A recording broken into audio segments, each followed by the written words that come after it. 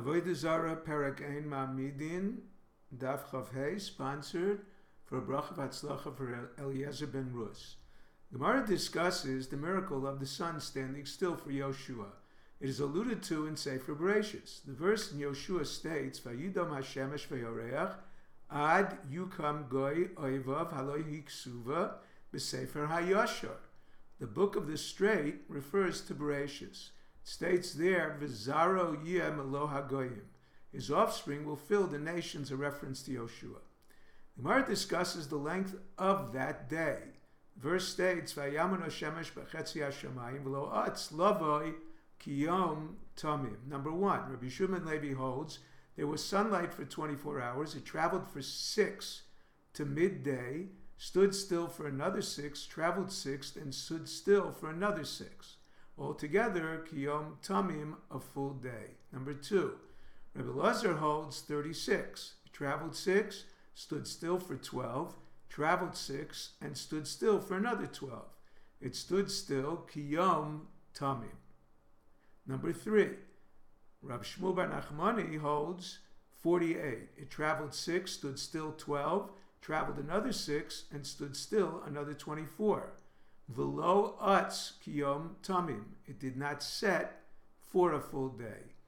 The Gemara brings another version that the dispute involved only the additional hours of daylight. Number 1, Rabbi Yeshua ben Levi holds it traveled twice for 6 and stood still twice for a total of 24. Number 2, Rabbi Elazar holds it traveled twice for 6 and stood still for 12 first and then 24. 3, Rabbi Shmuel bar Nachmani holds both standings still were the same amount of time, whereas Rabbi Elazar holds it stood still for 24 hours only at sunset. This miracle occurred to Moshe and Nakdimon ben Gurion as well. Nakdimon borrowed wells from a Gentile to provide a sufficient supply of water for the Ole Regel. He committed for the water an enormous sum of money if not returned in full. Late in the afternoon, he entered the temple to pray. It rained and the sun continued to shine after sunset, miraculously, to indicate the debt was returned on time. From Moshe it is derived, number 1, the term ochel, fear, is mentioned by both him and Yoshua. Number 2, Rabbi Yochanan states the term tes is mentioned by both regarding Yoshua. It is mentioned in the context of the miracle as opposed to the term ochel.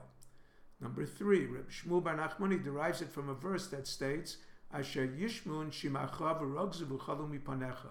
Question. A verse states in Yoshua there was no other day like this before or after. The answer, number 1, there was not as many motionless hours. Number 2, there were no hailstones for Moshe. Another allusion from the Sefer HaYashar to teach the tribe of Yehuda archery. Number 1, Yadcha ba'oref oivecha. An archer pulls on the bow behind his nape. Number 2, Rabbi Elazar holds Sefer HaYashar refers to Devarim as it states, Yadav Rav Lo. One needs both hands to shoot a bow and arrow. Number 3, Rabbi Shmuel bar Nachmani holds Sefer HaYashar refers to Shoftim. There it states, Laman das doras b'nei Yisrael alamdam milchama. Generations need training in archery.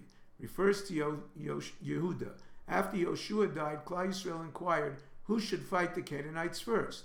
Hashem responded, Yehuda. The Gemara returns to a ruling of the Mishnah. A Jewish woman is not permitted to seclude herself with a Gentile. They are suspect of licentiousness. Question. How many are prohibited? The Mishnah cannot refer to one. A Jew cannot seclude himself even with 2 women. Perhaps it teaches 1 Jewess with 3 Gentiles. This is not novel as well. A Jewish cannot seclude herself. She can seclude herself with 2 kosher Jews, but prohibited with any number of promiscuous Jews. The answer, the Mishnah's case is where the Gentile's wife is with him. She may ignore his infidelity to excuse her similar behavior, whereas a promiscuous Jew can seclude himself with another woman together with his wife. She will protect him. Question, why is the prohibition not based on the suspicion of murder? Answer, number 1, Rabbi Yirmiyah explains the Mishnah refers to a prominent woman who the Gentile is afraid to kill, but not to violate. 2, Ravidi explains the Gentile is more interested in violating her than killing her. Therefore, Rabbi Yirmiyah holds a prominent but unattractive woman can seclude herself with a Gentile. He is afraid to kill her, but uninterested to violate her. Rav Idi holds she must always be concerned of being violated. Next ruling prohibits a man to seclude himself with a Gentile for fear of being murdered. Therefore, if the Jew spots him walking behind him, number 1, he should keep the Gentile to his right, near his stronger hand. 2, if he is armed with a sword, the Jew should keep him to his right, and if necessary, grab his sword from its sheath. 3, if he is carrying a cane, he should be to his left so he can grab the cane from his right hand. Number 4, he should not bend down while walking in front of him. Number 5, he should never be in front of him on an incline or decline. Number 6, if the Gentile inquires as to his destination, he should always mention a further destination that he is traveling. If you're enjoying Daf and 5, please click on the link below, subscribe and become a sponsor. Have a good Shabbos, Shabbat Shalom. Thank you.